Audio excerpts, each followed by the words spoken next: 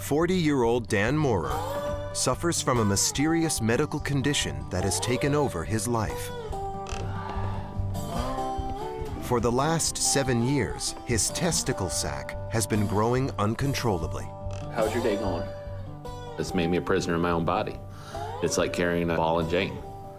The best way I could describe the weight for someone, if they were trying to imagine it in their head, would be to slit open your scrotum and put in 3 large bowling balls and sew it back up and have you carry it around.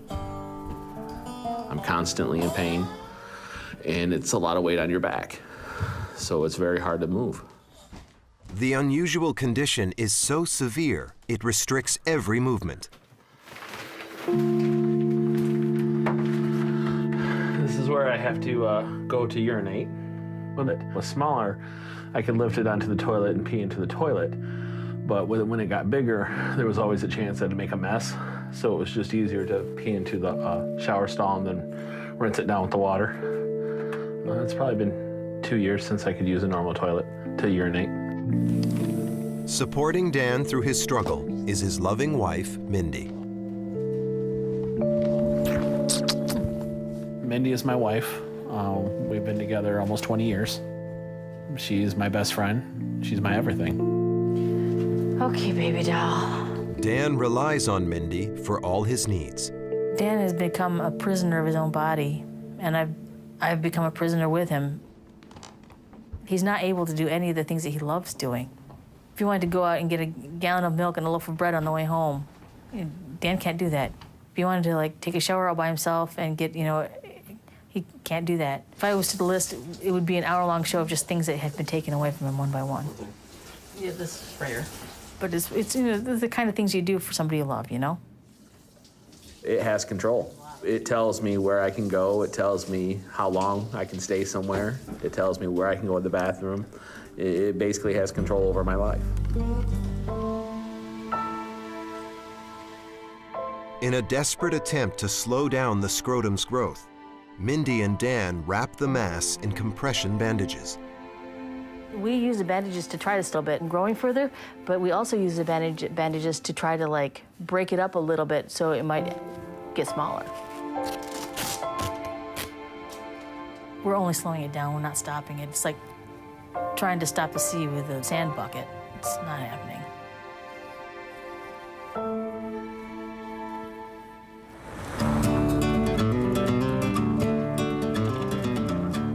But Dan's life hasn't always been like this. Look at that one. His parents remember a time when he was just like any other son.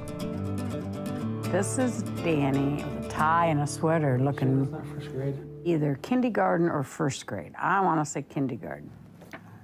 And this was Christmas time in '87. As Dan was growing up as a young man, he had many friends. He was involved in sports at school. He just was always doing something, always moving. It's affected Dan a lot. When he was younger, he used to go camping, and they'd go to stay with their friends, at the campgrounds, and they all come and have picnics and stuff. And I really think that he's missing something by not, being able to do that sort of stuff. I had no idea that this would have ever happened to my son. If I could have traded places with him, I would have. Because a mother hates to see her children go through something like this. It wasn't until a year after Dan and Mindy married in 2005 that their ordeal began and their relationship started to change. We went out for a little romantic hotel getaway, and down in his scrotal area, it seemed puffy, more puffy than normal. But it was small enough, so we just kind of wrote it off as him being heavy, and he said he thought he'd just lose some weight and it would just go away. But things didn't get better, and over the course of a year, Dan's scrotum grew to the size of a coconut. Basically, I just tried to wear longer shorts to help cover the fact that it was getting bigger and bigger, and probably went out less and less. Terrified, he visited his local physician in search of answers, but nobody could help. We went to our doctor. He was completely baffled. He'd never seen anything like it. He said, "You're fat, and there's really nothing we can do until you lose at least, 100, 150 pounds. So after exercising and it was growing larger, I realized at that point it really didn't matter how much weight I lost. It was growing faster than I could lose the weight. Exercise didn't work, and 7 years after first seeking medical help, Dan's scrotum has swollen to massive proportions.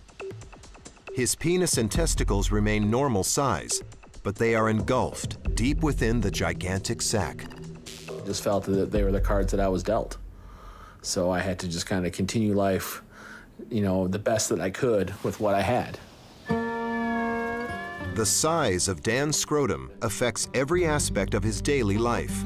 Even finding pants that fit him has become an impossible task. I have 2 or 3 pairs of pants that I can wear that are kind of tattered and torn, and then I can't wear underwear because, I have to compensate for that. I really miss wearing shorts. I think I have a pair of shorts that I used to wear that I'm hoping to wear again.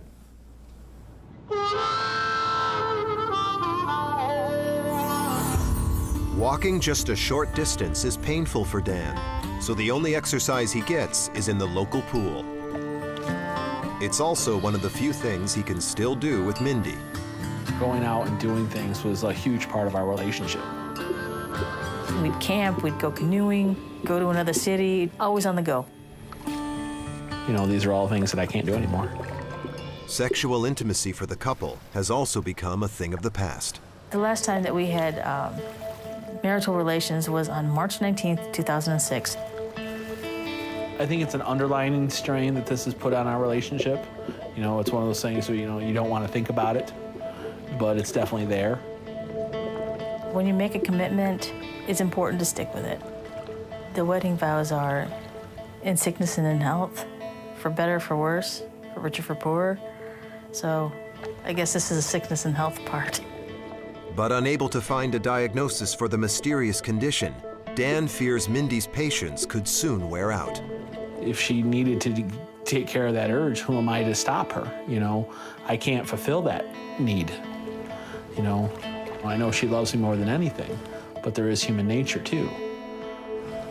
If he can't find help soon, Dan fears for his life and his marriage. This growth has come between us, and I like to have it removed before it's too late.